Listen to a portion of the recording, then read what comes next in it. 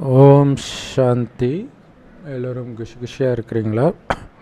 29/5/2024 பாப்தாதா சொல்கிறாங்க, இனிமையான குழந்தைகளே, நினைவினால் நினைவு ஈர்க்கப்படும். ஸோ மெயினாக பாபா இந்த விஷயத்த சொல்கிறார். நீங்கள் பாபாவை நினைவு பண்ணிங்கன்னா பாபாவும் உங்களை நினைவு பண்ணுவார். நீங்கள் நினைவு பண்ணலன்னா அவரும் நினைவு பண்ண மாட்டார். ஸோ எந்த குழந்தைங்க பாபாவை ரொம்ப அன்பாக நினைவு பண்ணிகிட்ருக்கிறாங்களோ அவங்களுடைய ஈர்ப்பு பாபாவுக்கு அனுபவமாகுதான். உடனே பாபாவும் அந்த குழந்தைங்களை நினைவு பண்ணுறார். நல்ல பரிபக்குவ நிலை அடைந்த குழந்தைகளுடைய அடையாளம் என்ன?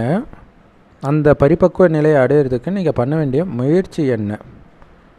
பதில், குழந்தைங்க பரிபக்குவ நிலையை அடையிறாங்க அப்படின்னா அவங்களுடைய கர்மேந்திரியங்கள் சஞ்சலம் அடையாது, அமைதியாக இருக்கும். இதை பார்க்கணும், இதை கேட்கணும், இதை சாப்பிடணும், இந்த மாதிரி எண்ணங்கள், இதை பேசணும், இந்த மாதிரி எண்ணங்களே வராது. ஸோ உங்கள் கர்மேந்திரியத்தின் மூலமாக எந்த பாவமும் செய்ய மாட்டீங்க. ஸோ அப்போ அந்த பக்குவ நிலையை அடைஞ்சிருக்கிறீங்கன்னு அர்த்தம். உங்களுடைய மனநிலை ஆடாத அசையாததாக இருக்கும் என்ன நடந்தாலும். அப்படிப்பட்ட ஆடாத அசையாத நிலையை இப்போ நீங்கள் உருவாக்குறதன் மூலமாகத்தான் அடுத்த 21 பிறவிக்கு உங்களுடைய கர்மேந்திரங்கள் முழுக்க முழுக்க உங்கள் கட்டுப்பாட்டில் இருக்கும். ஸோ அப்படிப்பட்ட பரிபக்குவ நிலையை நீங்கள் அடையணும் அப்படின்னா உங்களை நீங்கள் செக் பண்ணிக்கிட்டே இருக்கணும். அதிலும் குறிப்பாக சார்ட்டு வைக்கணும். மனம் சஞ்சலம் அடையுதா, பாபா நினைவில் அந்த அதீந்திரிய சுகத்தில் இருக்கிறனா, இந்த மாதிரி சார்ட்டு வச்சு செக் பண்ணிக்கிட்டே இருக்கிறதன் மூலமாகத்தான் நீங்கள் எச்சரிக்கையாக இருப்பீங்க. ஸோ அதுக்காக தான் பாபா சொல்கிறார், சார்ட் வைக்க வேண்டியது ரொம்ப ரொம்ப முக்கியமான விஷயம் அப்படின்ட்டு. ஏன்னா யோக பலத்தின் மூலமாகத்தான் உங்களுடைய கர்மேந்திரியங்களை உங்கள் கட்டுப்பாட்டில் வச்சுருக்க முடியும். உங்களுடைய நிலையை பரிபக்குவ நிலையாக யோகம் மட்டுமே மாற்றும். ஸோ அதுதான் யோகம் முக்கியம். வெறும் ஞானம் மட்டும் பத்தாது. அந்த ஞானத்தில் நேற்று முறையில் சொன்ன மாதிரி ஞானத்தின் வாளில் யோகத்தின் கூர்மை வேணும். அப்போ அந்த ஞானத்தை சிந்தனை செஞ்சுக்கிட்டே இருக்கணும். அது அந்த ஒரே கருத்தை மனதுக்குள்ளே ஆழமாக பதிய வைக்கும்போது தான் அது யோக பலமாக மாறும். அப்போ தான் உங்களுடைய கர்மேந்திரியங்கள் குளிர்ச்சி அடையும். நீங்களும் பரிபக்குவ நிலையை அடைவீங்க. ஓம் சாந்தி. இது நினைவு யாத்திரை. குழந்தைகளாகி நீங்கள் எல்லோரும் நினைவு யாத்திரையில் இருக்கிறீங்க.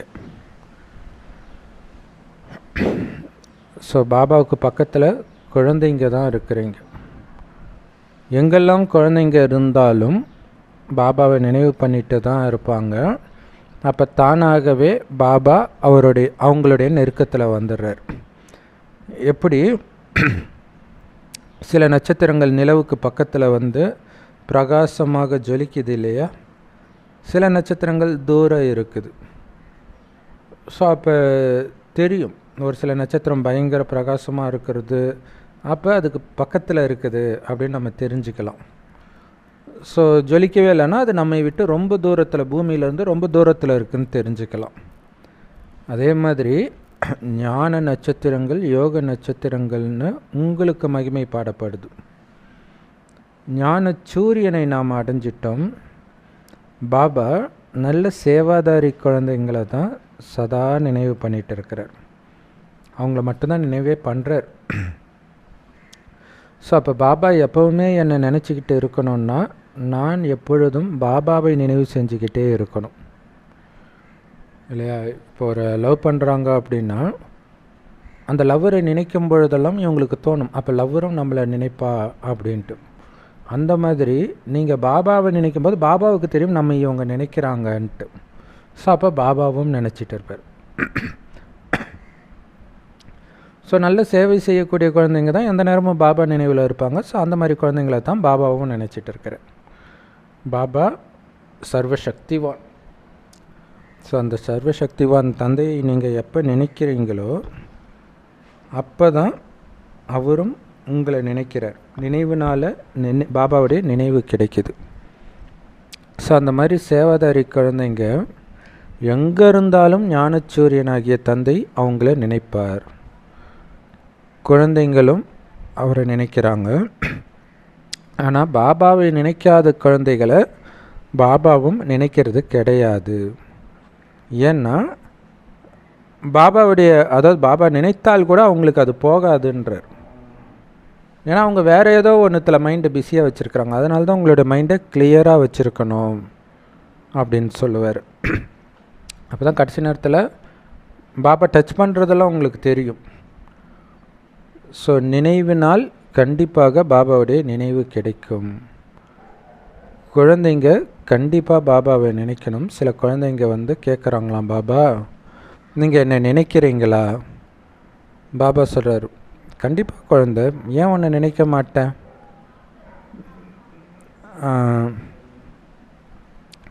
யார் ரொம்ப தூய்மையாக இருக்கிறாங்களோ, அதாவது நீ எப்படி நினைக்கிறியோ அதேமாதிரி நானும் உன்னை கண்டிப்பாக நினைப்பேன். யார் ரொம்ப தூய்மையாக இருக்கிறாங்களோ, பாபா மீது அதிக அன்பு உள்ளவர்களாக இருக்கிறாங்களோ, அவங்க அந்த அளவுக்கு பாபாவை ஈர்க்கிறாங்க. ஸோ நமக்கு எப்படி பாபாவை நினைக்க நினைக்க அப்படியே ஒரு மயக்கம் வருது பார்த்திங்களா? அது காரணம் அவரும் நம்ம நினைக்கிறதுனால அவருக்கும் அதே மாதிரி ஈர்ப்பு ஏற்படுதுன்றார். அதனால் அவரும் நம்மை நினச்சிக்கிட்டே இருக்கிறார். ஸோ அந்த அளவுக்கு தூய்மையாக இருந்து அன்பாக அவரை தவிர யாரையுமே மனதளவால் கூட நினைக்காமல் நினைக்கிற குழந்தைங்க தான் பாபாவை ஈர்க்கிறாங்க. ஸோ அதனால் நீங்களே உங்களை கேட்டுக்கலாம், நான் எந்த அளவுக்கு பாபாவை நினைக்கிறேன்? அந்த ஒருவருடைய நினைவில் இருப்பதன் மூலமாக ஒட்டுமொத்த பழைய உலகத்தையே நீங்கள் மறந்துடுவீங்கன்றார். ஸோ எழுந்தாலும் நின்னாலும் உட்கார்ந்தாலும் நடந்தாலும் என்ன பண்ணாலும் ஒரு பக்கம் பாபாவுடைய நினைவு, அந்த பாபாவோடு நம்மளுடைய புத்தி இணைஞ்சிருக்கணும். அது ஒரு கயிறு போட்டு கட்டி போட்ட மாதிரி அது கட்டே ஆகாமல் பார்த்துக்கணும். அப்போ இந்த பழைய உலகத்தையும் மறந்துடுவீங்கன்றார். ஸோ பாபாவை நினைவு செய்து அவரை போய் சந்திக்கிறீங்க. அவரை சந்திக்கிற நேரம் வந்துடுச்சு. பாபா இந்த நாடகத்தின் ரகசியத்தை நமக்கு புரிய வைக்கிறாரு. குழந்தைகளை தன்னுடைய ஆன்மீக குழந்தைகளாக பாபா தத்தெடுக்கிறார். எப்படி அழுக்கிலிருந்து தன்னை தூய்மையாக்கிக்கிறது அப்படின்னு கற்றுக் கொடுக்கிறார். எப்படி தூய்மையாக வருது?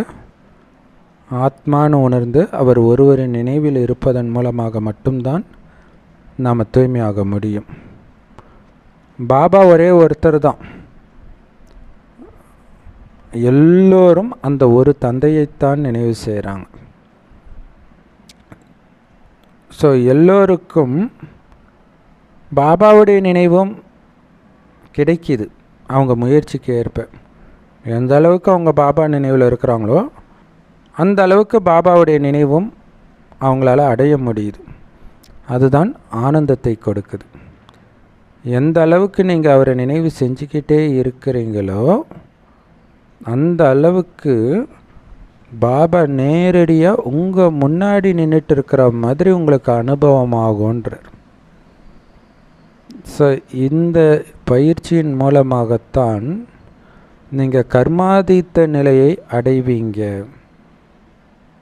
இல்லை, பாபாவை நினைவு செஞ்சு பாபா பக்கத்திலேயே இருக்கிற அந்த உணர்வு வர வர கர்மாதீத்த நிலையை அடைவீங்க. வேறு எதுவுமே உங்களுக்கு ஞாபகம் இருக்காது. ஸோ நேற்று முறையிலும் அதான் சொன்னார் இல்லையா, இந்த கலியுகத்தின் எல்லா விஷயத்தையும் மறந்தீங்கன்னா நீங்கள் கர்மாதீத்த நிலையை அடைவீங்கன்ட்டு. இங்கே எந்த அளவுக்கு பாபா நினைவில் இருக்கிறீங்களோ அந்த அளவுக்கு நீங்கள் கர்மாதீத்த நிலையை அடைவீங்க. நீங்கள் எந்த அளவுக்கு பாபாவை நினைக்கிறீங்களோ அந்த அளவுக்கு கர்மேந்திரியங்களும் சஞ்சலப்படாமல் இருக்கும். நினைவு அதிகமான சுத்தமான சஞ்சலம் இருக்காது. கர்மேந்திரியம் சஞ்சலம் ஆகுது, கண்ணு ஏமாத்துது, மனசு ஏமாத்துது அப்படின்னா நீங்கள் பாபாவை நினைக்கல அல்லது கம்மியாக நினைக்கிறீங்கன்னு அர்த்தம்.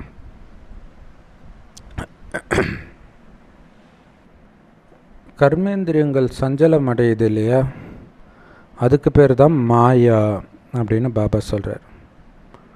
ஸோ கர்மேந்திரியங்கள் மூலமாக எந்த பாவ காரியங்களும் நீங்கள் பண்ணக்கூடாது. உங்களுடைய கர்மேந்திரியங்களை யோக பலத்தினால வெற்றி கொள்ளணும். ஆனால் அந்த அகோரிகள் அவங்களும் கஞ்சா போன்ற போதைப் பொருட்களின் மூலமாக தன்னுடைய கர்மேந்திரியங்களை கட்டுப்படுத்துகிறாங்க. அதனால் எந்த பிரயோஜனமும் கிடையாது. குழந்தைங்க கேட்குறாங்க, பாபா என்னால் ஏன் என்னுடைய கர்மேந்திரியங்களை கட்டுப்படுத்த முடியலை? பாபா சொல்கிறார், ஒரே காரணம்தான் குழந்தை, நீ என்ன சரியாக நினைக்கிறது இல்லை. எந்த அளவுக்கு என்னை அதிகமாக நீ நினச்சிக்கிட்டே இருக்கிறியோ, நினைக்கிறத மறக்கவே கூடாதுன்றதில் கவனம் கொடுக்குறியோ, அந்த அளவுக்கு உன்னுடைய கர்மேந்திரங்கள் உன்னுடைய கட்டுப்பாட்டில் இருக்கும். இதுதான் கர்மாதீத்த நிலை அப்படின்னு பாபா சொல்கிறார். இல்லை, ஒரு பிணம் மாதிரி சுற்றி இருக்கிற எதுவுமே உங்களை கொஞ்சம் கூட சஞ்சலப்படுத்தாமல் இருக்கணும். அதான் கர்மாதீத்த நிலை. ஸோ அதுக்கு தான் உயிரோடு இருந்து கொண்டே இறக்கிற மர்ஜீவா வாழ்க்கையும் வாழ சொல்கிறார். ஆனால் இது எல்லாத்துக்கும் அஸ்திவாரமாக இருக்கிறது நினைவு யாத்திரை தான். நினைவு யாத்திரை இல்லாமல் கர்மாதீத்த நிலையை அடைய முடியாது. அதனால தான் பாரதத்தின் மிக பழமையான ராஜயோகம் நினைவு செய்யப்படுது. அதை கடவுளை தவிர வேறு யாரும் போதிக்க முடியாது. கடவுள் தன்னுடைய நேரடி குழந்தைகளாகிய பிரம்மகுமார் குமாரிகளுக்குத்தான் இந்த ஞானத்தை போதிக்கிறார். கர்மேந்திரியங்களை யோக பலத்தினால் வெற்றி கொள்வதற்கு முயற்சி பண்ணிக்கிட்டே இருக்கணும். ஒரு தடவை தோத்தாலும் திரும்ப திரும்ப திரும்ப திரும்ப நீங்கள் முயற்சி பண்ணி வெற்றி கொள்ளணும். ஸோ கடைசியில் முழு வெற்றி அடைவீங்கன்ற. நீங்கள் எப்போ அந்த பரிபக்குவ நிலையை அடைகிறீங்களோ அப்போ உங்களுடைய எந்த கர்மேந்திரியங்களும் கொஞ்சம் கூட சஞ்சலமாகாது. எல்லா சஞ்சலத்தையும் இப்போ முடிக்கிறதன் மூலமாக எந்த கர்மேந்திரியமும் 21 பிறவிக்கு உங்களை ஒருபொழுதும் ஏமாற்றாது. அப்படின்னா என்ன அர்த்தம்? இந்த ஒரு பிறவி கர்மேந்திரியத்தை கட்டுப்பாட்டில் வச்சுக்கிறதன் மூலமாக 21 ஜென்மத்திற்கு அது உங்கள் கட்டுப்பாட்டில் தான் இருக்க போகுது. அப்போ எந்த பாவமும் செய்ய மாட்டோம், சொர்க்கமாகவே இருக்கும். ஸோ இங்கே சஞ்சலத்தை ஏற்படுத்தக்கூடிய மிகப்பெரிய விஷயமே இந்த காமம் தான். பாபாவின் நினைவினால தான் உங்களுடைய கர்மேந்திரியங்கள் கட்டுப்படுது. உங்களுடைய கர்மேந்திரியங்களை இப்போ கட்டுப்படுத்துறதன் மூலமாக அரை கல்பத்திற்கு உங்களுக்கு பரிசு கிடைக்குது. சொர்க்கமே பரிசாக கிடைக்குது. ஒருவேளை உங்களால் கர்மேந்திரியங்களை கட்டுப்படுத்த முடியல அப்படின்னா பாவங்கள் அப்படியே இருந்துடும். ஸோ பாவத்தை எரிக்கணும் இல்லையா? யோக பலத்தின் மூலமாக தான் பாவத்தை எரிக்க முடியும். நீங்கள் பாபாவை நினைக்க நினைக்க தூய்மை ஆகிட்டே இருப்பீங்க. ஸோ இங்கே நம்பர் 1 பாடமே நினைவு தான். தூய்மை ஆகிறது தான். நினைவுனால தூய்மை ஆகிறது. அழுக்காக இருக்கிற எங்களை தூய்மையாக்க வாங்கன்னு தான் நம்ம பாபாவை கூப்பிட்டோம். ஸோ அதற்காகத்தான் பாபாவே வந்து நம்மை தூய்மை ஆக்கிறார். அந்த பாபா மட்டும்தான் ஞானம் நிரம்பியவர். பாபா சொல்கிறாரு, உங்களை ஆத்மான்னு உணர்ந்து அப்பாவாகிய என்னை நினைவு செஞ்சுக்கிட்டே இருங்க. இதுவும் ஞானம்தான். ஒன்று யோகத்தின் ஞானம், இன்னொன்று 84 பிறவி கால சக்கரத்தின் ஞானம். பாபாவை நினைங்கன்னு சொல்கிறது கூட ஞானம் தானே. ஸோ அந்த ஞானத்தை நீங்கள் அப்ளை பண்ணும்போது தான் அது யோகம் ஆகுது. எந்த ஞானத்தை அப்ளை பண்ணாலுமே அது யோகா தான் இல்லையா? அதை மனதுக்குள்ளேயே அசை போட்டுக்கிட்டே இருக்கிறது. அதான் ஸ்வமானில் இருக்கிற பயிற்சி அப்படின்னு சொல்லுவாங்க. 2 விதமான ஞானம் இருக்குது. இந்த ஞானத்தில் தெய்வீக குணங்களின் தாரணை, அந்த பாடம் இதில் தானாகவே நிரம்பி இருக்குதுன்ற ஞானத்திலே. நாம் மனிதனிலிருந்து தேவதையாக ஆகிறோம் அப்படின்னா கண்டிப்பாக தெய்வீக குணங்களை தாரணை பண்ணணும்னு நமக்கு தெரியும். அப்போ தெய்வீக குணங்களை நான் தாரணை பண்ணிட்டு தான் இருக்கிறேன்னா அல்லது அசுர குணங்கள் வெளிப்படுதா அப்படின்னு நீங்கள் செக் பண்ணி நோட் பண்ணணும், சார்ட் எழுதணும். அப்போ தான் நான் இவ்வளவு தப்பு பண்ணுறேன்னா ரொம்ப எச்சரிக்கையாக இருக்கணும் அப்படின்னு உங்களுக்கு எச்சரிக்கையாக இருப்பீங்க. இப்படி சார்ட் வைக்கிறதன் மூலமாக பிறகு நீங்கள் எந்த தப்பும் பண்ண மாட்டீங்க. பாபா சொல்கிறாரு, நிரந்தரமாக என் ஒருவனை மட்டும் நினைவு செய்யுங்க. பாபா பதித்த பாவனர்னு தெரிஞ்சதுனால தான் நீங்கள் அவரை கூப்பிட்டீங்க. ஸோ அவர் வந்தால்தான் தூய்மை ஆகிறதுக்கான இந்த வழியை கொடுக்க முடியும், அவர் தான் கொடுக்க முடியும். ஸோ அதனால் பாபா உங்களுக்கு கட்டளைகள் கொடுத்தாலும் அந்த கட்டளைகளை நடைமுறைப்படுத்த வேண்டியது ஆத்மாக்களுடைய கடமை. உடலின் மூலமாக நீங்கள் பாகங்களை நடிக்கிறீங்க, அதே மாதிரி சிவபாபா கூட தன்னுடைய பாகத்தை நடிக்கணும்னா பிரம்மா உடலுக்குள்ள பிரவேசமாகணும்.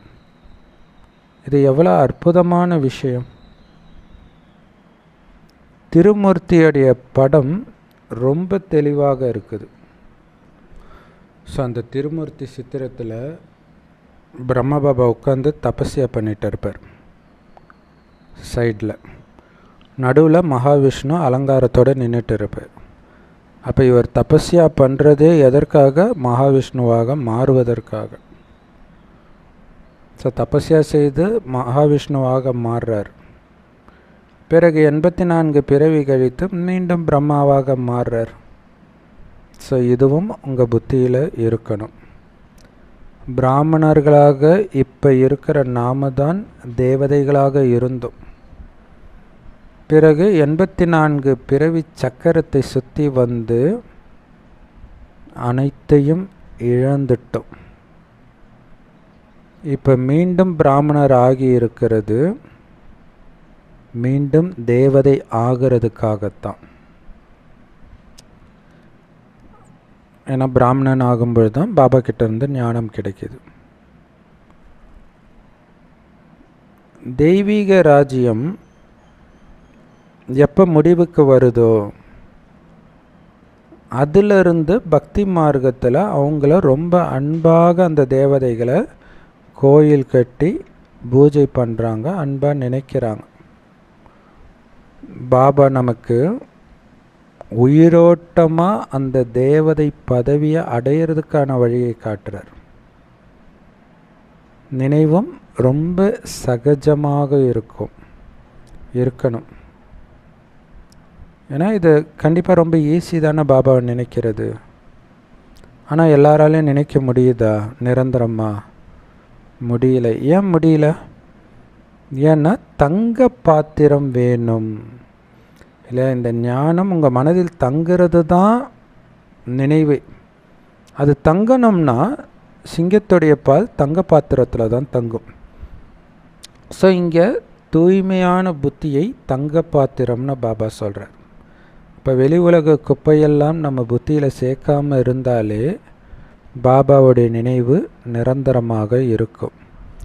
ஸோ வெளி உலக விஷயத்தை உள்ளே சேர்க்காமல் இருக்கிறதுக்கும் பாபாவை நிரந்தரமாக நினச்சிக்கிட்டு இருக்கிறதுக்கும் நீங்கள் எந்த அளவுக்கு முயற்சி செய்கிறீங்களோ அந்த அளவுக்கு ஞான கருத்துக்கள் வெளிப்பட்டுக்கிட்டே இருக்கும். பிறகு இந்த ஞானத்தை ரொம்ப அற்புதமாக நீங்கள் மற்றவர்களுக்கும் சொல்ல ஆரம்பிப்பீங்க, தொடர்ந்து சொல்லிக்கிட்டே இருப்பீங்க. பாபாவே உங்களுக்குள்ள பிரவேசமாகி ஞானத்தை கொடுக்குற மாதிரி உங்களுக்கு ஃபீல் ஆகும். எப்படி இது கொஞ்சம் கூட நமக்கு தோணலையே, எப்படி திடீர்னு இந்த ஞானம் வருது? ஒருவேளை பாபா தான் நமக்குள்ளே பிரவேசம் ஆயிட்டாரோ அப்படின்னு தோணும். பாபா நிறைய உதவி பண்ணுறார். நீங்களும் நிறைய பேருக்கு நன்மை செய்யணும். அதுவும் நாடகத்தில் பதிவாகி இருக்குது. ஒரு நொடி மாதிரி அடுத்த நொடி இருக்காது, வேறு எந்த நொடியுமே இருக்காதுன்ற. இந்த 5000 வருடத்தில் ஒரு நொடியில் என்ன நடக்குதோ அந்த மாதிரி இந்த 5000 வருடத்தில் எப்போவுமே நடக்காதுன்ற. இப்போ ஒவ்வொரு நொடியும் புதியதாக இருக்குது. அப்படி புத்தம் புதிய ஒவ்வொரு நொடியும் நம்மை கடந்து போய்கிட்டே இருக்குது. எத்தனை மாதங்கள் எத்தனை வருடங்கள் கடந்துடுச்சு இல்லையா? ஆரம்பத்திலிருந்து நேரம் கடந்துக்கிட்டே இருக்குது. இப்போ இந்த நொடி மீண்டும் 5000 வருடம் கழித்து திரும்ப வரும். இந்த நொடியில் என்ன நடந்ததோ அதுவே திரும்பவும் நடக்கும். இதை நீங்கள் நல்லா புரிஞ்சுக்கணும். பாபாவை நல்ல நினைவு பண்ணணும், அது முக்கியம். ஏன்னா அதன் மூலமாக மட்டும்தான் உங்களுடைய பாவங்கள் அழியும், வேறு வழியே கிடையாது. இது வரைக்கும் நீங்கள் பண்ண அத்தனையும் பக்தி தான், ஞானம் கிடையாது. பக்தியின் பலனை கொடுக்க கடவுள் வருவார், அல்லது கடவுள் தான் பக்தியின் பலனை கொடுப்பார் அப்படின்னு மக்கள் சொல்கிறாங்க. அது என்ன பலனை கொடுப்பார்? என்ன பக்தியின் பலன்? எப்போ வந்து கொடுப்பார்? எப்படி கொடுப்பார்? இது போன்ற எந்த விஷயமும் மனிதர்களுக்கு தெரியாது. பக்தியின் பலனை கொடுப்பாருன்னுவாங்க, ஆனால் என்ன பலன், எப்போ கொடுப்பார், எப்படி கொடுப்பார், எதுவும் தெரியாது. எப்போ பாபா பக்தியின் பலனை கொடுக்க வராரோ அப்போ கொடுக்கும் பாபாவும் இருக்கணும், அதை பெறக்கூடிய அனைத்து ஆத்மாக்களும் இருக்கணும் இல்லையா? பெறுபவர்களும் கொடுப்பவரும் ஒன்றா சேரணும், அப்போ தான் கொடுக்க முடியும். ஸோ அதுக்கு தான் பிரம்மகுமாரிகளாக ஆகிறோம். அப்படின்னா பாபா கிட்ட வரும்பொழுது தான் அவர் பக்தியின் பலனை கொடுக்கிறார், ஞானமாக கொடுக்கிறார். இந்த ஞானம் தான் அடுத்த 2500 வருடத்திற்கு உங்களுக்கு ஸ்தூல செல்வமாக, ஆரோக்கியமாக, அழகாக, நல்ல உறவாக வரப்போகுது, மாறப்போகுது. ஸோ இந்த நாடகத்தின் பாகம் முன்னோக்கி நகர்ந்து கொண்டே இருக்குது. இது முழு நாடகத்தின் கடைசி ஜென்மம். சிலர் இந்த கடைசி ஜென்மத்தில் கூட உடலை விட்டுட்டு இன்னொரு உடலை எடுத்து தன்னுடைய பாகத்தை நடிக்கலாம். ஏன்னா நிறைய பேர் கேட்பாங்க இல்லையா, 84 பிறவினா இப்போ ஞானத்தை எடுத்து திடீர்னு சரீரத்தை விடுறாங்களே, அது என்ன கணக்கு? அது எல்லாமே இந்த ஒரு பிறவியுடைய கணக்கிலே வந்துடும். ஏன்னா பாவம் அதிகமாக இருக்குது அப்படின்னா அதை முடிப்பதற்காக இன்னொரு ஜென்மம் எடுக்க வேண்டியதாக இருக்கும். அதில் நிறைய பாவம் யார் செஞ்சிருக்கிறாங்களோ அவங்க தொடர்ந்து மறுஜென்மம் எடுத்துக்கிட்டே இருப்பாங்க.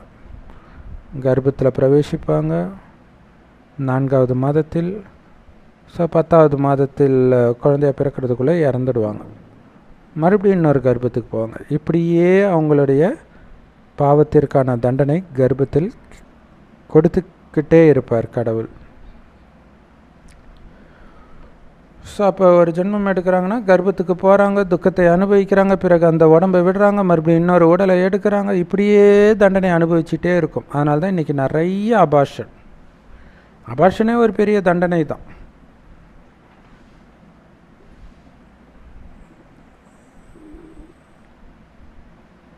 மனிதர்கள் காசியில் தன்னை அர்ப்பணிக்கிறாங்க இல்லையா, தற்கொலை பண்ணிக்கிறாங்களே காசி கல்வெட்டில், அப்போ கூட அவங்களுடைய நிலை இப்படித்தான் இருக்கும்.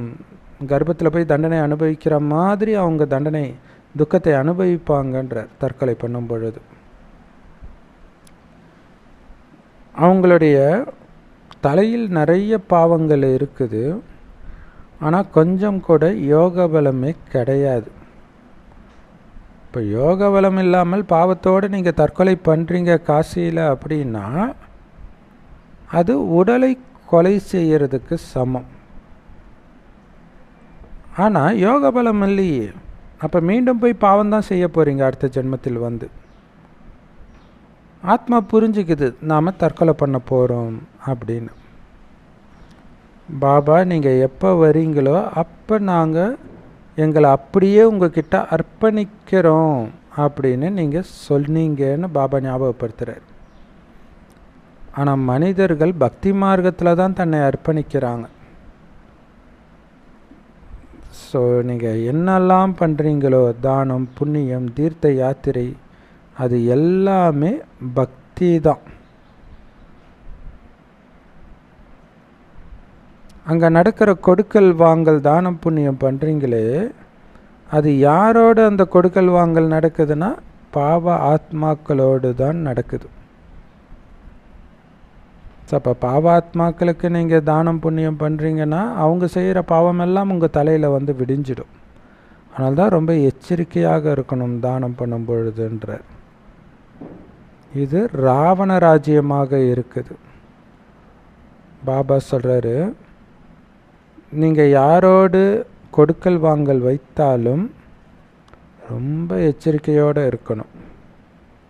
இல்லாட்டினா எதை கொடுத்தீங்களோ அதை நினச்சிக்கிட்டே இறந்து போயிடுவீங்க.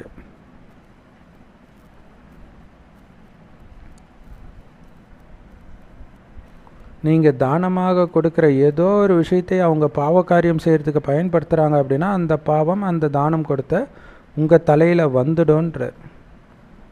நீங்கள் அதனால தான் ரொம்ப எச்சரிக்கையோடு தானம் புண்ணியம் பண்ணணும்.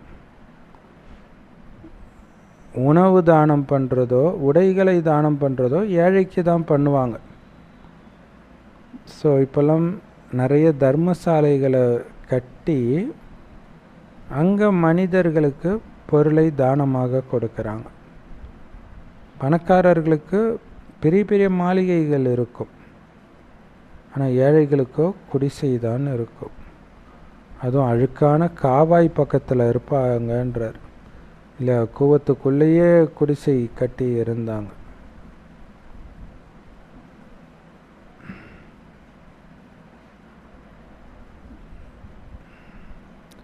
ஸோ அந்த கால்வாய்க்கு பக்கத்தில் இருக்கிறதுனால அந்த அழுக்கை இவங்க உரமாக மாற்றி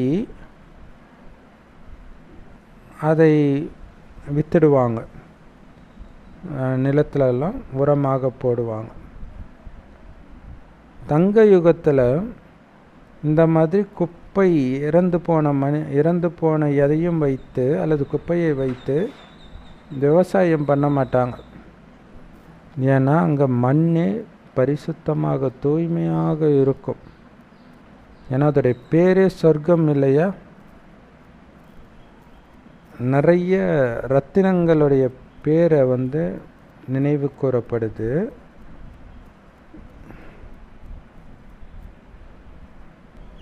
ஸோ இங்கே வந்து குப்பையை தானே உரமாக போடுறாங்க. சொர்க்கத்தில் அந்த மாதிரி குப்பையை உரமாக போட மாட்டாங்கன்றார். ஏன்னா மண்ணே அவ்வளோ சத்து வாய்ந்ததாக இருக்கும், புத்தம் புதியதாக இருக்கும் அப்படின்னு பாபா சொல்கிறார். அது புத்தம் புதியதாக இருக்கிறதுக்கு காரணம் அந்த உலக அழிவின் பொழுது நிறைய பேர் இறக்குறாங்க இல்லையா, குறிப்பாக அந்த ரத்தம் அது வந்து மண்ணுக்கு அப்படிப்பட்ட உரமாக மாறுது அப்படின்னு பாபா சொல்கிறார். ஸோ அதோடைய பேரே சொர்க்கம் இல்லையா. நிறைய ரத்தினங்களுடைய பெயர் நினைவு செய்யப்படுது. ஒரு சில ரத்தினங்கள் விலை உயர்ந்ததாகவும் மற்ற ரத்தினங்கள் அதை விட விலை கம்மியாகவும் இருக்கும். அந்த மாதிரி தான் பாபா சொல்கிறாரு, யார் நல்ல சேவை செய்கிறாங்களோ அவங்க நல்ல விலை மதிப்பற்ற ரத்தினங்கள், கம்மியாக சேவை செய்கிறவங்க அதற்கு ஏற்பதான்றார். சிலர் சொல்கிறாங்க, பாபா என்னால் சேவை செய்ய முடியலை. பாபா சொல்கிறார், எல்லாமே பாபாவுடைய ரத்தினங்கள் தான், ஆனால் அதிலும் வரிசைக்கிரமமாக முயற்சி செய்கிறவங்களா இருக்கிறாங்க. அப்போ வரிசைக்கிரமமான ரத்தினங்களாக இருக்கிறாங்க. ஸோ பிறகு அவங்க பூஜைக்கு தகுந்தவர்களாக மாறுறாங்க. அதுலேயுமே வரிசைக்கிரமம் இருக்கும். இப்போ எப்படிப்பட்ட ரத்தினமோ அதற்கேற்ற பூஜை தான் நடக்கும். தேவதைகளை தான் பூஜை செய்கிறாங்க பக்தி மார்க்கத்தில். பலவிதமான பக்தி முறைகள் இருக்குது. இது எல்லாமே நாடகத்தில் பதிவாகி இருக்குது. அதை பார்க்க பார்க்க உங்களுக்கும் ஆனந்தமாக இருக்குது. நாம் நடிகர்கள். இப்போ தான் நமக்கு இந்த ஞானம் கிடைச்சிருக்குது. நீங்கள் ரொம்ப சந்தோஷமாக இருக்கிறீங்க. பக்தியின் பாகமும் இருக்குது. பக்தியில் மனிதர்கள் ரொம்ப சந்தோஷம் அடைகிறாங்க. அவங்களுடைய இப்போ ஞானத்தில் இந்த உலகத்தையே நான் ஆள போகிறேன்ட்டு உங்களுக்கு சந்தோஷம் வருது. ஏன்னா இதில் கிடைக்கிற பிராப்தி அவ்வளோ உயர்ந்தது. ஆனாலும் அந்த சந்தோஷத்தை உடனடியாக எல்லோரும் அனுபவிக்கிறது கிடையாது. ஏன்னா அந்தளவுக்கு நிச்சய புத்தி வரமாட்டேங்குது. ஏன்னா இப்போ கண்ணு முன்னாடி இல்லை சொர்க்கம். அதனால தான் இந்த நிச்சய புத்தியின் ஆதாரத்தில் தான் அந்த சந்தோஷம் கிடைக்கிது. ஆனால் பக்தி மார்க்கத்தில் பாருங்களேன், ஒன்றுமே அவங்களுக்கு கிடைக்கல, செலவு தான் ஆகுது. ஆனால் அவ்வளோ சந்தோஷம். அந்த பாட்டு, காதுக்கினிய பாட்டு, டான்ஸு. அதேமாரி குருமாரி ஏதோ ஒரு மந்திரத்தை சொல்லி இந்த ஒரு மாலையை உருட்டுனா அவங்க பாட்டுக்கு சந்தோஷமாக உருட்டிகிட்டு இருப்பாங்க, எதையும் புரிஞ்சிக்காமல். இதை உருட்டுறதுனால என்ன ஆகும்? கை தேஞ்சு போகிறத தவிர, அந்த மாலை தேஞ்சு போகிறத தவிர எதையும் புரிஞ்சிக்காமல் பண்ணுறது. அந்த குருவுக்கும் ஒன்றும் தெரியாது. ஆனால் இவங்க ரொம்ப பெருமையாக நினச்சிக்குவாங்க அந்த குருவை. வெளிநாட்டில் இருக்கிறவங்களாம் இந்தியாவில் இருக்கிற இவர் தான் என்னுடைய குரு அப்படின்லாம் சொல்லுவாங்க. சிவனோ நிராகாரர். மனிதர்கள் எதுக்கு சிவனுக்கு பாலாபிஷேகமும் தண்ணியில் அபிஷேகமும் பண்ணுறாங்க? எதுக்கு போகு வைக்கிறாங்க, பிரசாதம் படைக்கிறாங்க? அந்த ஜடச்சிலை ஏதாவது சாப்பிடுமா என்ன? ஸோ இதெல்லாம் பக்தியின் விஸ்தாரம். பாபா சொல்றார், பக்தின்றதே மரம் எவ்வளோ பெருசாக எத்தனை கிளைகளோடு இருக்கும். ஆனால் ஞானம்ங்கிறது விதை. இந்த விதையிலிருந்து வந்த மரம்தான் பக்தி. அதனால தான் இந்த ஞானம் எல்லா மதங்களிலும் கொஞ்சம் கொஞ்சம் வெளிப்பட்டிருக்கும். ஏன்னா விதையுடைய விஷயங்கள் மற்ற கிளைகளிலும் கொஞ்சம் கொஞ்சம் இருக்கும் தானே. ஆனால் குழந்தைகளாகிய உங்களை தவிர வேறு யாருக்கும் படைப்பவரை பற்றியும் தெரியாது, படைப்பை பற்றியும் தெரியாது. சில குழந்தைங்க சேவை செய்கிறதுல தன்னுடைய எலும்பு தேய சேவை செய்கிறாங்கன்றார். ததிக்ஷி முனிவர் எப்படி தன்னுடைய எலும்பையே சேவைக்காக யாகத்துக்காக கொடுத்தாரோ, அந்த மாதிரி இந்த யஜ்யத்திற்காக தன் எலும்பு தேய சேவை செய்கிறாங்க. சோறு தண்ணி இல்லாமல், உறக்கம் இல்லாமல் சேவை செய்கிறாங்க. சிலர் சொல்கிறாங்க இந்த ஞானத்தை கேட்டு, இதெல்லாம் உங்களுடைய கற்பனைன்ட்டு. பாபா சொல்கிறாரு, இது வரலாறு புவியியல் திரும்ப நடக்குது, கற்பனை திரும்ப நடக்குமா என்ன? இது ஞானம், புது உலகத்துக்கான புத்தம் புதிய ஞானம். நீங்கள் இதுக்கு முன்னாடி கேட்காதனால உங்களுக்கு நீங்கள் கற்பனைன்னு நினச்சிக்கிறீங்க. எந்த வேதத்தில் இருக்குது அப்படின்னு கேட்பாங்க. வேதத்தில் இருக்கிற விஷயத்த சொல்கிறதுக்கு கடவுள் எதுக்கு வரணும்? அதான் வேதத்தில் இருக்குது. ஸோ எதிலும் இல்லாத விஷயத்த சொல்கிறதுக்கு தான் கடவுள் வரார். ஸோ அதை கேட்ட வேதத்தில் என்னென்னமோ கலராக விட்டுருப்பாங்க, அதெல்லாம் உண்மைன்னு நம்புவாங்க. இங்கே அவ்வளவு சிம்பிளாக எளிமையாக லாஜிக்காக பாபா புரிய வைக்கிறார். இதை கற்பனைன்றாங்க. பகவானுடைய மகா வாக்கியம், கடவுளும் இந்த உலகத்திற்கு இப்போ புதியதாக தோன்றுகிறார். அவருடைய உயர்ந்த மகா வாக்கியங்களும் புதியதாக இருக்கிறது. பக்தி மார்க்கத்தில் ஸ்ரீ கிருஷ்ண பகவான் மகா வாக்கியம்னு சொல்லிட்டாங்க. ஆனால் நாம் சொல்கிறோம் இது சிவபகவானுடைய மகா வாக்கியம். ஸோ ஆளாளுக்கு அவங்கவுங்க விஷயத்தை சொல்லிட்டு இருக்கிறாங்க. ரெண்டு விஷயம் ஒரே மாதிரி இருக்கிறது கிடையாது. ஆனால் இது படிப்பு. ஸ்கூலில் படிக்கிறீங்க, பிரம்மகுமாரி ஈஸ்வரி விஸ்வ வித்யாலயா இல்லையா? யுனிவர்சல் ஸ்கூல், அது உலகத்துக்கான பள்ளிக்கூடம். அது பள்ளிக்கூடத்தில் படிக்கிற விஷயம்தான் இருக்கே தவிர கற்பனை பண்ணுற விஷயம் கிடையாது. நமக்கு சொல்லிக் கொடுக்குற தந்தையோ ஞான கடல், ஞானம் நிரம்பியவராக இருக்கிறார். அவர்கிட்ட இருக்கிறது படைப்பவர் மற்றும் படைப்பை பற்றிய ஞானம். அது ரிஷி முனிவர்கள்கிட்டையும் கிடையாது. அதனால்தான் அவங்க எங்களுக்கு தெரியாது அப்படின்னு சொல்கிறாங்க. பாபா சொல்கிறாரு, ஆதி சனாதன தேவி தேவதா தர்மத்தினருக்கே இந்த ஞானம் தெரியாத பொழுது பாதியில் வந்த ரிஷி முனிவர்களுக்கு எங்கேருந்து இந்த ஞானம் கிடைக்கும்? ஆதியில் வந்த சனாதன தேவி தேவதா தர்மத்தினருக்கே தெரியாத பொழுது. ஸோ அதனால் இப்போ யார் இறைவன்கிட்ட இந்த ஞானத்தை படித்து தெரிஞ்சுக்கிறாங்களோ அவங்க தான் சொர்க்கத்தில் உயர்ந்த பதவியை அடையிறாங்க. ஸோ பாபா எப்போ சங்கம யுகம் வருது அப்படிங்கிறத புரிய வைக்கிறார். சங்கமயுகம் வரும்பொழுது புரிய வைக்கிறார் சங்கமயுகத்தை பற்றி. புதுசாக வரவங்க இதெல்லாம் கேட்டு குழம்பி போயிடுறாங்க. அவங்க கேட்குறாங்க கோபமாக, என்னயா இப்போ தான் பிரம்மகுமாரி வந்ததுன்றீங்க, இன்னும் 100 வருஷம் கூட ஆகலை. எத்தனை வருடத்திற்கு முன்பு வள்ளலார் வந்தார், ராகவேந்திரர் வந்தார், சங்கராச்சாரியார் வந்தார், எத்தனை வேதங்கள் வந்துச்சு, இதெல்லாம் பொய், நீங்கள் கொஞ்சம் பேர் சொல்கிறது மட்டும் உண்மையா அப்படின்னு கேட்குறாங்க. ஏன்னா பாவம் அவங்களுக்கு தெரியல இங்கே பேசிகிட்டு இருக்கிறது கடவுள்னு. ஸோ நாம் சொல்கிறோம், கீதையை சிவனுக்கு பதிலாக கிருஷ்ணருடைய பேரை போட்டு தப்பு பண்ணிட்டாங்க. ஸோ கீதை தான் அனைத்து வேதங்களின் தாய் தந்தையாக இருக்குது. மற்ற எல்லாம் அதோடைய குழந்தைகள், படைப்பு. அதனால் வேதங்களை படிப்பதனால, மதங்களை பின்பற்றுவதனால உங்களுக்கு எந்த ஆஸ்தியும் கிடைக்காது. அந்த கீதையும் தப்பாயிடுச்சு. அப்போ உண்மையான கீதையை சிவபெருமான் சொல்லும்போது தான் நமக்கு தெரியுது, எந்த வேத சாஸ்திரத்திலையும் படைப்பவரை பற்றிய ஞானமோ படைப்பை பற்றிய ஞானமோ கிடையவே கிடையாது, இருக்கவே முடியாது.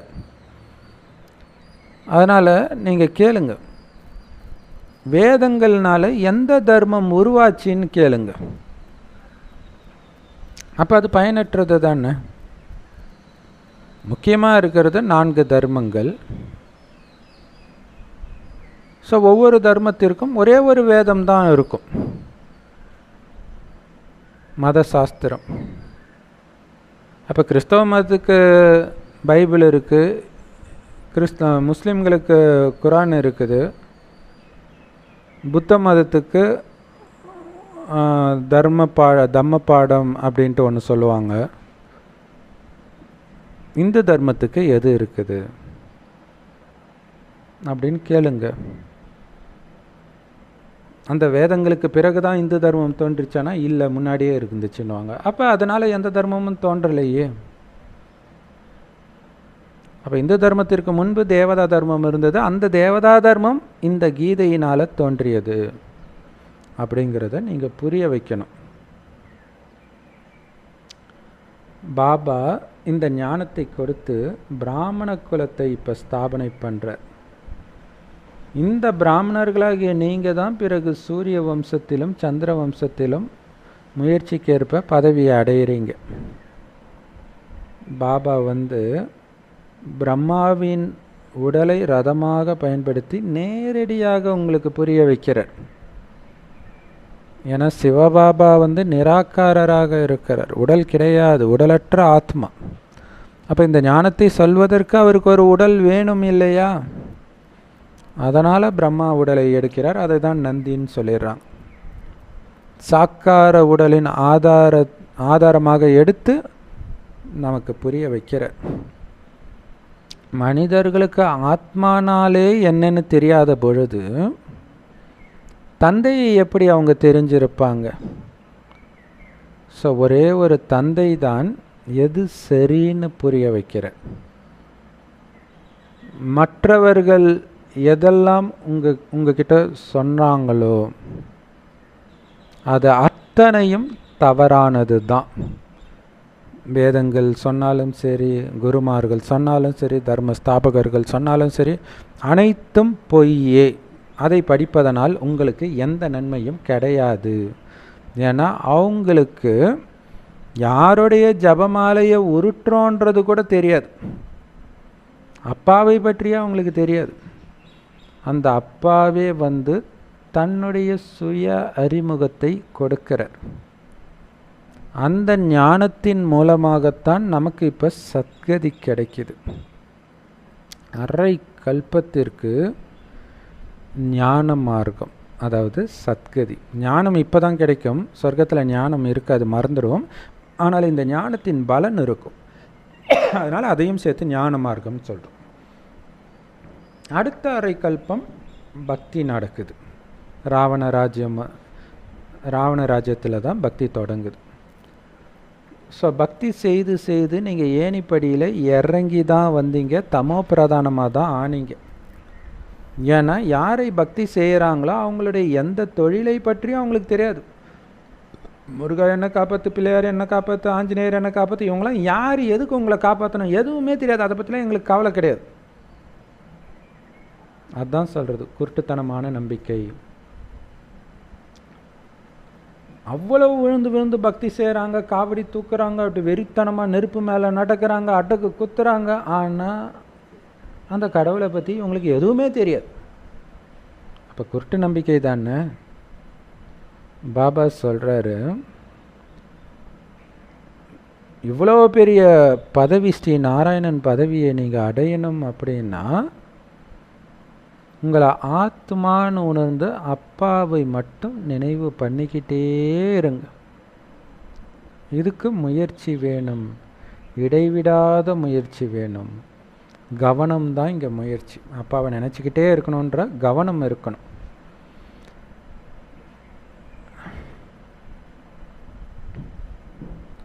ஸோ ஒருவனுக்கு மந்த புத்தியே இருந்தால் கூட அந்த மந்த புத்தியோட பாபாவை நினைக்க முடியுமே இல்லையா? படிப்பு ஏறலைனாலும் பாபாவை நினைக்கிறது ஒன்றும் கஷ்டம் கிடையாது.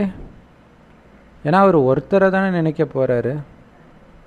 பாபா நீங்கள் வந்தீங்கன்னா என்னுடைய புத்தி யோகத்தை உங்களோடு மட்டும் இணைப்பேன் அப்படின்னு நீங்கள் மகிமை பாடுறீங்க. ஸோ இப்போ நான் வந்துட்டேனே, என்னோட மட்டும் புத்தியை இணைங்க. யாரை சந்திக்க எல்லோரும் வந்திருக்கிறீங்க? உங்களுக்கு ஜீவதானம், பிராணதானம் பண்ணவரை சந்திக்க வந்திருக்கிறீங்க. ஆத்மாக்களை அமரலோகத்துக்கு, மரணமற்ற உலகத்துக்கு அழைச்சிட்டு போகிற அந்த சிவதந்தையை சந்திக்க வந்திருக்கிறீங்க. ஸோ மரணத்தை வெல்ல வைக்கிறார் பாபா. மரணமற்ற உலகத்திற்கு, அமரலோகத்திற்கு நான் உங்களை அழைச்சிட்டு போகிறேன். அந்த மனிதர்கள் சிவன் பார்வதிக்கு அமரக்கதை சொன்னதாக காட்டியிருக்கிறாங்க. ஆனால் அமர்நாத்தோ ஒரே ஒரு சிவத்தந்தை மட்டும்தான். அவர் ஒன்றும் இமயமலையில் உட்காந்துக்கிட்டு யாருமே இல்லாத இடத்துல இந்த கதையை சொல்லிட்டு இருக்க மாட்டார். ஏன்னா பக்தியில் அப்படி தான் காட்டுவாங்க, யாருமே கேட்காம எல்லாரையும் துரத்திட்டு பார்வதிக்கு மட்டும், அதுவும் வாயை திறந்து சொல்ல மாட்டார், அப்படியே உள்ளுணர்வில் உணர்த்துறாரோம், அப்படி காட்டியிருப்பாங்க. ஸோ அதான் பாபா சொல்லுவார், இங்கே உள்ளுணர்வில் உணர்த்துகிற வேலையெல்லாம் கிடையாது. தனிப்பட்ட ஒருத்தருக்கு மட்டும் சொல்லலை, உலகத்தில் உள்ள எல்லாருக்குமான ஞானம் இது. எல்லாரையும் வாங்க வாங்கன்னு கூப்பிட்றோம், அங்கே எல்லாரையும் துரத்துற மாதிரி காட்டியிருப்பாங்க. அதான் பாபா சொல்கிறார், பக்தி மார்க்கத்தின் விஷயங்கள் எல்லாம் எவ்வளோ ஆச்சரியமாக இருக்குது. உண்மை ஒன்றா இருக்குது, அவங்க எழுதுனது வேறொன்றா இருக்குது. யோக பலத்தின் மூலமாக கர்மேந்திரியங்களை வென்றவராகி சம்பூர்ண தூய்மையானவராகுங்கள். அந்த நிலையை அடையணும் அப்படின்னா உங்களை அடிக்கடி செக் பண்ணிக்கிட்டே இருக்கணும். பாபா நினைவில் இருக்கிறனா, கர்மேந்திரியங்கள் சஞ்சலமாகாமல் இருக்குதா அப்படின்ட்டு. நான் தேவதையாக மாறப்போகும் பிராமணன் அப்படிங்கிறது சதா மைண்டில் இருந்துக்கிட்டே இருக்கணும். மீண்டும் தேவதை ஆகிறதுக்குத்தான் நாம் இங்கே வந்திருக்கிறோம். அதனால தான் பாவம் புண்ணியம் பற்றி தெரிஞ்சுக்கிட்டு பிறரோட கொடுக்கல் வாங்குறதுல ரொம்ப எச்சரிக்கையாக இருக்கணும். நீங்கள் பாவப்பட்டு தானமாக கொடுத்த ஒரு பொருளை வச்சு அவங்க செய்கிற பாவத்தின் சுமை அதை தானம் பண்ண உங்கள் தலையில் விடிஞ்சிடும். அதனால் எச்சரிக்கையாக இருங்கள். அஞ்ஞானிகளோடு கணக்கு வழக்கை வைக்காதீங்க. கணக்கு வழக்கு வச்சிட்டிங்கன்னா அங்கே போய் பிறந்துடுவீங்க. வரதானம். அனைத்து துறைகளின் அதிகாரிகளையும் சகயோகி ஆக்கி பிரத்யக்ஷத்தா அப்படின்ற திரையை, அதாவது பாபா வெளிப்படுத்துகிற திரையை திறக்கக்கூடிய உண்மையான சேவாதாரிகள் ஆகுங்கள். அதுக்கு விளக்கம். ஸோ பிரத்யக்ஷத்தான்ற திரை, அதாவது பாபாவை வெளிப்படுத்துகிற அந்த திரை எப்போ தெரியுமா திறக்கும்? எப்போ அனைத்து துறைகளின் அதிகாரிகள் அல்லது அனைத்து மதங்களின் அதிகாரிகள் ஒரே மேடையில் இங்கே மட்டும்தான் கடவுள் இருக்கிறாரு, இங்கே கடவுளுடைய அதிகாரத்தினால இந்த இயக்கம் நடந்துட்டு இருக்குது, பிரம்மகுமாரிகள் இயக்கம், இதுதான் இருக்கிறதுல மிக உயர்ந்த அத்தாரிட்டி, ஈஸ்வரிய அத்தாரிட்டி, ஆன்மீக அத்தாரிட்டி அப்படின்னு எப்போ ஒரே மேடையில் அனைவரும் சொல்கிறாங்களோ அப்போ தான் பாபா வெளிப்பட ஆரம்பிப்பார். ஏன்னா எல்லா மதங்களும் சொல்கிறாங்கன்னும் போது உலகமே திரும்பி பார்க்கும் தானே. ஸோ அப்போ ஒரே மேடையில் எல்லா மதத்தினரும் வந்துடுவாங்களா? அப்போ அன்புனால் நீங்கள் வர வைக்கணுன்றார். ஸ்னேகு மிலன். ஸோ அன்பின் குழுவை உருவாக்கணுன்றார். அதுக்கு ஒவ்வொருத்தரையும் அன்பின் கயிறு கட்டி அருகில் கொண்டுட்டு வாங்க, சகயோகம் செய்ய வைங்க. இந்த அன்பு அனைவரையும் ஓரிடத்திற்கு, பாபாவுடைய மேடைக்கு வர வைக்கும் அப்படிங்கிறார். ஸோ அவங்களோட அந்த அன்பாக இணக்கமாக இருந்து அவங்கள வர வைக்கணும். ஏன்னா நம்ம ஞானம் எல்லா தர்மத்தினருக்கான ஞானம். ஸோ அப்போ எல்லா தர்மத்தினரும் ஏற்றுக்கிற மாதிரி இந்த ஞானத்தை சொல்லி அவர்களை ஒன்றாக ஒரே மேடையில் வர வைக்கணும். ஸோ அது ஆல்ரெடி நிறைய பேர் பண்ண ஆரம்பிச்சிட்டாங்க. வரலட்சுமி சிஸ்டரே அதை பண்ணியிருக்கிறாங்க. ஸோ அந்த மாதிரி எல்லா தர்மத்தினரும் ஒரே மேடையில் வர வைக்கணும். ஸோ அந்த மாதிரி கருவிகளாக இப்போ ஆகி பாபாவை வெளிப்படுத்தக்கூடிய கதாநாயகன் பார்ட்டு நடிக்கக்கூடியவராகி இந்த சேவையை செய்யுங்க. அப்போ தான் உங்களை உண்மையான சேவாதாரின்னு சொல்ல முடியுன்ற. இல்லையா? கடவுளையே வெளிப்படுத்துகிறன்றது தானே உண்மையான ஹீரோ பார்ட்டு. ஸோ அந்த பாகத்தை நான் நடிக்கிறேன் அப்படின்னு புரிஞ்சிக்கிட்டு பாபாவை வெளிப்படுத்துங்கள். அப்போ தான் நீங்கள் உண்மையான சேவாதாரி. அதற்கு உங்களை கருவியாக்குங்கன்ற. இல்லை ஹீரோன்னு ஒரு அகங்காரம் வந்துடும் இல்லையா? ஹீரோ பாட்டு செய்யக்கூடிய ஒரு கருவி நான். ஸோ இங்கே என்னென்னா, கடவுளை வெளிப்படுத்துறது ஒரு மிகப்பெரிய ஹீரோயிசம் தான். ஆனால் அந்த ஹீரோயிசம் பண்ணுறதுக்கு நான் ஒரு கருவியாக இருக்கிறேன்னு புரிஞ்சுக்கணும். இல்லாட்டினா அகங்காரம் வந்துடும். ஸோ அப்படி பாபாவை வெளிப்படுத்தும் பொழுது தான் உங்களை உண்மையான சேவாதாரின்னு சொல்ல முடியுன்ற ஸ்லோகன். நீங்கள் செய்கிற சேவையின் மூலமாக அனைவரின் ஆசீர்வாதத்தை அடையிறீங்க. பார்த்தீங்களா? யாருக்கெல்லாம் சேவை செய்கிறீங்களோ அவங்களுடைய ஆசீர்வாதம் கிடைக்கும்ல. இவங்க மூலமாக, இந்த சிஸ்டர் மூலமாக நமக்கு இந்த ஞானம் கிடைச்சிது அப்படிங்கிறதே ஒரு ஆசீர்வாதமாகும். ஸோ இப்படி ஒவ்வொருத்தருடைய ஆசீர்வாதத்தை வாங்கிறது தான் நீங்கள் இன்னும் மேலும் மேலும் உயர்வதற்கு ஒரு லிஃப்டாக அமையும் அப்படின்னு சொல்கிறார். ஆன்மீக முன்னேற்றத்தை அடைவதற்கான லிஃப்டே சேவை செய்து பிறரிடமிருந்து வாங்கும் ஆசீர்வாதங்கள் தான் அப்படின்னு பாபா சொல்கிறார். ஸோ அதுவே நிறைய தடைகள்ல இருந்து உங்களை பாதுகாக்கும். உங்களை பறக்க வச்சுக்கிட்டே இருக்கும். அதான் லிஃப்ட்டுன்றாரு, சல்லுன்னு முன்னேற வைக்கும் இல்லையா. படிக்கட்டு வழியாக ஏறணுன்னா எவ்வளோ நேரம் ஆகும்? லிஃப்ட்னா 1 செகண்டில் ஏறிடும். ஸோ அந்த மாதிரி 1 செகண்டில் நீங்கள் முன்னேறணுன்னா நிறைய சேவை செய்து நிறைய பேருடைய ஆசீர்வாதத்தை சேமியுங்கள் அப்படின்னு பாபா சொல்கிறார். ஓம் சாந்தி. Love you Bap Dada. Thank you Bap Dada. குஷியாக இருங்க, குளிர்ச்சியாக இருங்க.